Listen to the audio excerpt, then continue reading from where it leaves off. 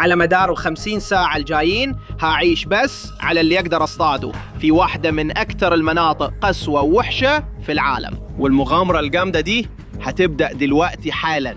يا نهار أبيض يا جماعة، أنا واقف هنا دلوقتي عشان إحنا هنعمل واحدة من أجانين التحديات لمدة 50 ساعة جاية يا جماعة. هيكون الموضوع بيني وبينكم بس على الساحل المنعزل ده دلوقتي، واللي هنعمله هو اننا هناكل بس اللي بنصطاده. لو ما اصطادناش اكل حرفيا هنقعد جعانين. كان المفروض ابدا التحدي وانا واكل حاجه في بطني لاني دلوقتي جعان موت. بصوا المكان هنا عامل ازاي، عندنا رؤوس صخريه تقيله كده. تمام يا جماعه، معايا بندقيه الصيد، معايا الزعانف، معايا الاقنعه. ال50 ساعه بيبداوا دلوقتي حالا. يلا بينا، انا متحمس جدا. دلوقتي لازم ننزل من على الصخور دي.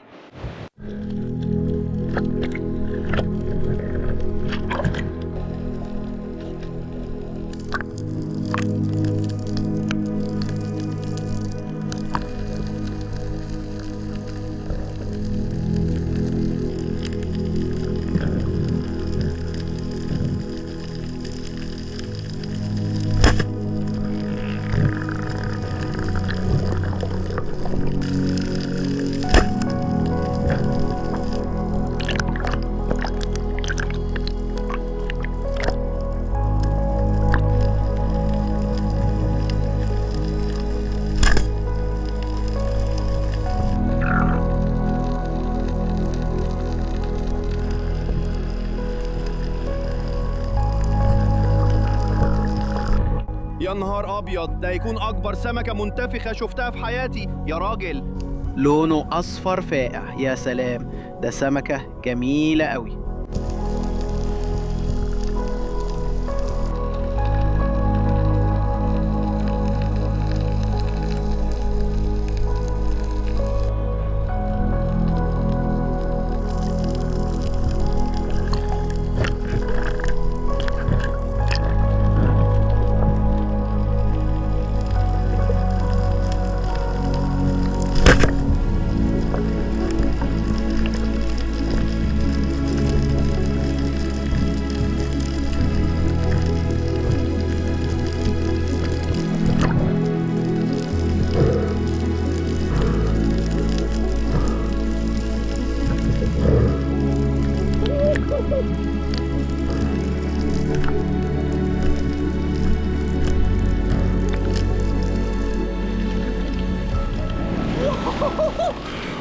يا نهار ابيض يا جماعه، احنا مسكنا الحبار العملاق ده زي ما انتم شايفين. لسه في حبر بينزل منه هنا، بصوا كده.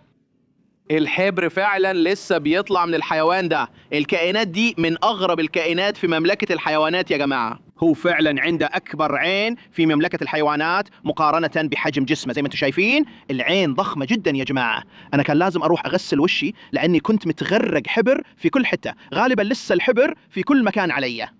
انتوا عارفين اننا بقانا كتير ما اكلناش سوبيت، فده هيكون فعلا حاجه مميزه. بس عايز اوريكم حاجه، هو فعلا لون كل الميه بالحبر. بصوا هنا، ولسه بيطلع حبر في كل مكان. بصوا كده، الموضوع جامد جدا يا جماعه. احنا دلوقتي هنولع نار على الساحل البعيد ده وهنبدا نطبخ السوبيت ده. ده كائن مجنون فعلا يا راجل، انا متحمس جدا. فيه مرجان كتير هنا، هنستخدمها عشان نبني حفره النار. على كده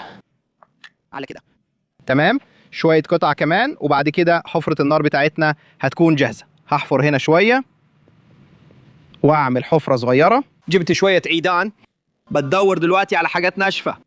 اجمع كمية كبيرة من ده، عيش عصفور كبير. كل ده ممتاز. احنا هناكل كاليماري في اليوم الاول ومستوى الحماس عالي جدا دلوقتي يا راجل. تمام، احنا بنطبخ هنا يا جماعة. زي ما انتم شايفين هي بتطلع دخان كتير قوي، وده علشان كل حاجة هنا مبلولة جدا. كان في مطر كتير قوي امبارح بالليل. تمام، اظن احنا شغالين في الطبخ دلوقتي يا جماعة. هننزل على جنب المية وننظف الحبار بتاعنا. يا راجل صاحبنا بيصب عرق دلوقتي، انتوا فاهمين؟ هوريكم ازاي هنفك ده دلوقتي. اول حاجة هعملها اني همسك راسه من هنا والفها شوية، وزي ما انتم شايفين بنشيل راسه بالطريقة دي. بعد كده اللي هعمله ان هجيب صباعي وهعديه على الريشه الداخليه اللي هناك، تقدروا تشوفوا طرف الحبار من فوق، وهشد عليه كده، واللي هيحصل كده ان هسحب الريشه اللي جواه من هنا. هو فعلا شبه قطعه بلاستيك، حاجه غريبه جدا. بصوا كده، اللي هنعمله بعد كده زي ما انتم شايفين عندهم زعانف على الجانبين، هستخدم صباعي وهعديه على الزعنفه دي. الكلام ده مش مظبوط يا ابي.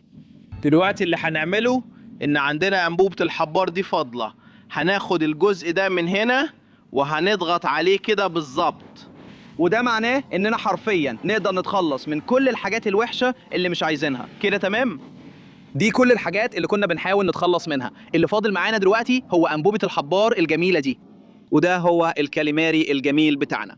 هنا المنقار بتاعه زي ما انتم شايفين، ده فعلا اللي بيستخدموه عشان يمضغوا بيه الفريسه وكل الحاجات دي. فعلا حيوان غريب قوي يا جماعه. احنا فعلا هناكل كل المجسات بتاعته، فبصوا على عيونه كلها هنا، الحته دي مش عايزينها. واللي فاضل معانا هو القطعتين الجميلين دول بس هنا. بص على ده يا راجل، حسن العصايه دي هنا بس. شايف هنعمل ايه؟ هنمسك الكاليماري وندخله فيها على طول. واخيرا المجسات.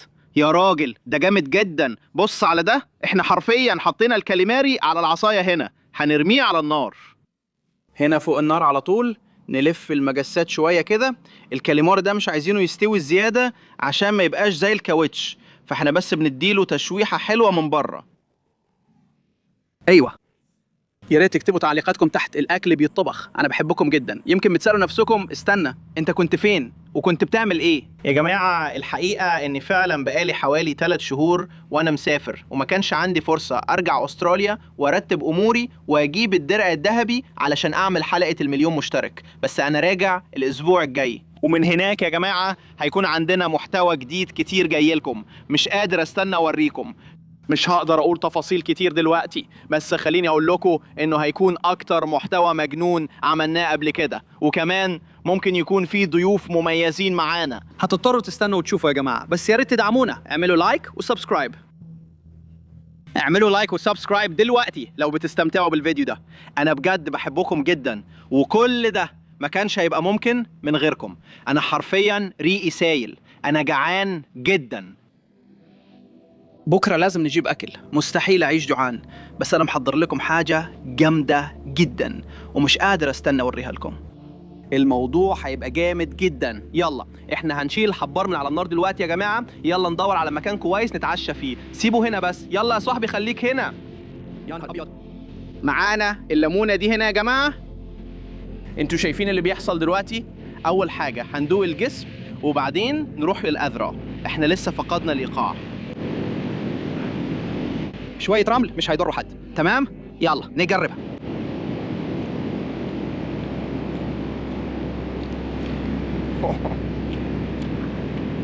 احنا فعلا عملناها صح يا راجل. بجانب الرمل اللي جوه ده فعلا مذهل.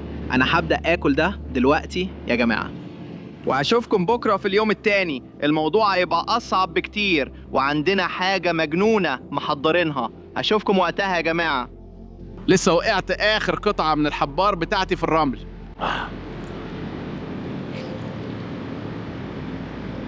ده فعلا مش معقول.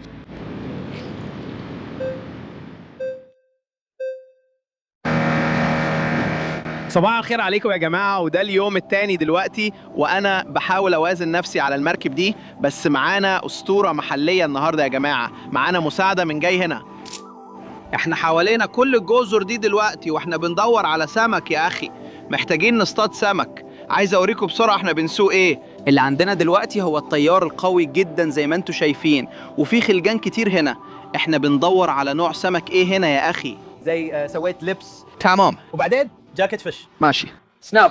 سنابر، أيوة. والاهم تونا دوغ توث. تونا دوج توث. تمام، تونا دوج توث هي السمكة اللي الكل عايزها هنا يا جماعة. بس مش عارف إذا كنا هنصطاد واحدة، لازم نستنى ونشوف. يا راجل بص على المية دلوقتي، لونها أزرق كهربائي حرفيا، وفي تيار جامد جدا يا جماعة، احنا بنتقلب زي سلطة سيزر حرفيا هنا. احنا بقينا حوالي 25-26 ساعة في التحدي ده، ولازم اجيب اكل يا جماعة. مستحيل ابات جعان النهاردة، ده مش هيحصل. فانا شايف ان انا والولاد هنجهز نفسنا، انا وجاي بوي، ايوه، وهننزل المية. يلا بينا يلا بينا.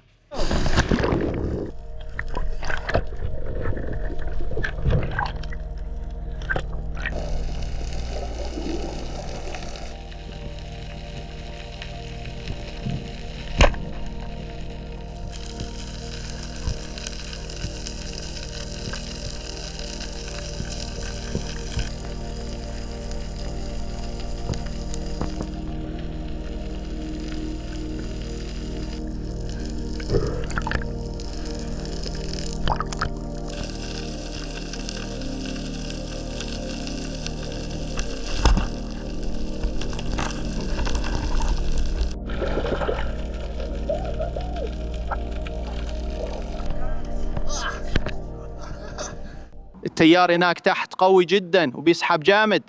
جاي بوي يا عم، جبت لنا اول سمكة. بص كده، دي هناك، دي اللي بنسميها سمكة اليونيكورن. ايوه هنشوف لو نقدر نصطاد سمك اكتر. بس التيار دلوقتي يا جماعة جامد جدا، واحنا بنحاول بالعافية نثبت نفسنا على المركب. المركب هتقلب بينا، فاحنا حرفيا بنفضل 100 من المركب بس. احنا حرفيا امكانياتنا قليله جدا في المركب ده. بص على المركب الصغيره اللي احنا فيها. تمام، اظن احنا وصلنا للمكان التاني، ودلوقتي بص عليه. الميه لونها ازرق كهربائي كده. بص على ده.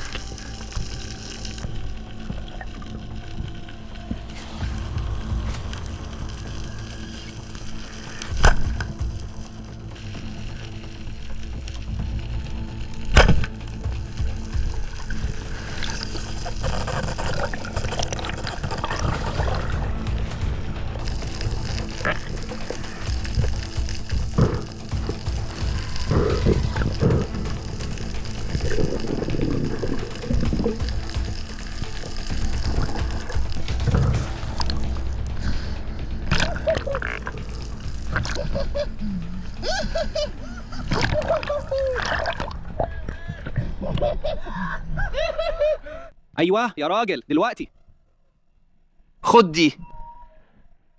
يلا بقى.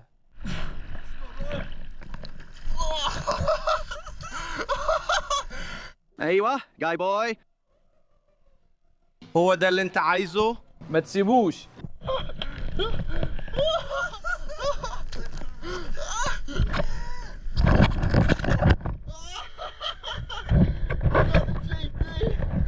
اوه يا اخي كان فيه كتير. احنا بعد شهر هنا يا جاي بوي. واو احنا عملناها. جي تي كبير، ايوه شفتوا؟ كان في سرب ضخم عدى من هنا وكنت بس بتفرج عليه وكنت بفكر يا رب ما يجرنيش على الشعاب ويعوج لي عمود الرمح وكل الحاجات دي، بس قدرنا نمسكه. ده جي تي جميل هنا زي ما انتوا شايفين. تريفالي عملاق ده يا جماعة هيروح ليه؟ أنا متأكد مش بس أنا، جاي بوي اللي ورا الكاميرا كمان هيأكل ده غالبا مع عيلته. فده هناك ده جي تي جميل فعلا. واو لسه بينزف في كل حتة. آسف يا أخي أنا عملت فوضى كاملة في المركب. بص على المركب دي، الموضوع كله دم يا راجل. يا راجل. أيوة جاي جاجوار.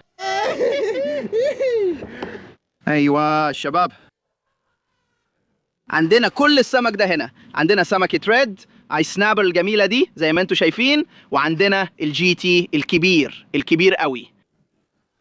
اللي هنعمله دلوقتي اننا هنروح على الشاطئ، هنولع نار وهنبدأ نطبخ الأكل. يا راجل مش قادر استنى، انا متحمس جدا دلوقتي. انا جعان لدرجة اني ممكن اكل اي حاجة دلوقتي، فعلا جعان جدا. اظن دي هي اللي هناكلها. بص على الفرق في الحجم، ده جاي بوي هناك بيعوم في الموج وده مركبنا هناك. تمام، انا بسحب السمكة الكبيرة دي معانا ناحية النار، هنبدأ نطبخها. معانا اكل ليومنا التاني. ها هو هناك. يلا يا جي بوي، هو فعلا بيعوم ناحية مركبنا هناك؟ حبيجو جاهزين نتحرك؟ تمام، احنا بنولع النار عشان نطبخ دلوقتي يا جماعة. بصوا كده، الأكلة بتستوي يا أمي. الأكلة فعلا بتستوي. جاي بوي راح فوق في الشجر، راح يجيب شوية خشب كتير. أخيرا جه الوقت اللي يقعد فيه وأرتاح وحد غيري يشتغل شوية. أنا فعلا متحمس قوي للحاجة دي. بص على ده، دي سمكة جي تي ضخمة. هو قال إنه حيطبخ السمكة بالطريقة المحلية صح؟ اكيد ايوه. تمام، ورينا يا أخويا. بالطريقة الإندونيسية المحلية. شيل السمكة الأول، هتشيل الدشر منها. أيوة. الواد ده بيطلع كل الأحشاء منها، تمام؟ زي ما انتم شايفين احنا بنشق السمكة دلوقتي ومليانة رمل. مليانه رمل يا صاحبي. هي دي المشكلة، الوقفة هنا على الأبراج البحرية بتخلي كله يتملي رمل. احنا بس حطيناه في النار. كانت حاجة مضحكة جدا. طيب زي ما انتم شايفين هنا غسلنا الحاجات دي كويس، جاهزين يتحطوا على النار على طول. احنا بنجهز لف السمك هنا، هنحط السمك بتاعنا على طول. ايوه بجد؟ ايوه. الولاد جعانين. زي ما انتم شايفين هنا عندنا السمكة دي، وكمان عندنا الجي تي الصغير. عندنا الجي تي الكبير هناك، بس هنديها لعيلة جي بوي. المركب واقف هناك يا صاحبي، يا رب مركبنا ما يمشيش، لازم تتأكد انك راسيته كويس. ايوه تمام. بص على التسوية الجميلة دي على اللحمة. تمام يا جماعة، النهاردة كان يوم مجنون بجد، وعايز أشكر جاي بوي جدا هنا، هو أسطورة حقيقية. قضينا يوم جامد ومعانا السمك الجميل بتاعنا هنا. طيب نبدأ بأنهي واحد يا أخويا؟ اظن نبدا بالكبير الاول. أظن ده تمام ده. ايوه تمام، هنبدأ بتجربة النهاش الأحمر يا جماعة. وانت قلت انك عمرك ما جربت النوع ده قبل كده صح؟ هو عمره ما جرب النوع ده. انا شفت واحده. يمكن عشان عمره ما بيعرف يصطادهم يا اخويا. شكرا، احنا خلصنا.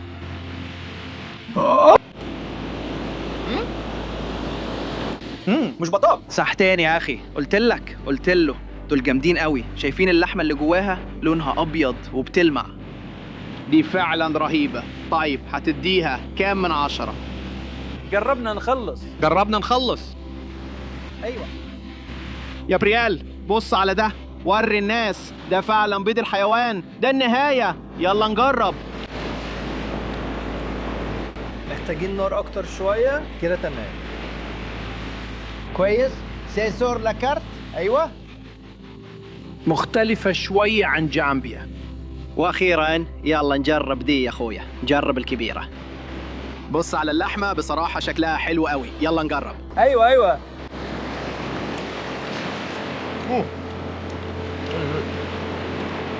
انت رايح في الاتجاه ده ليه؟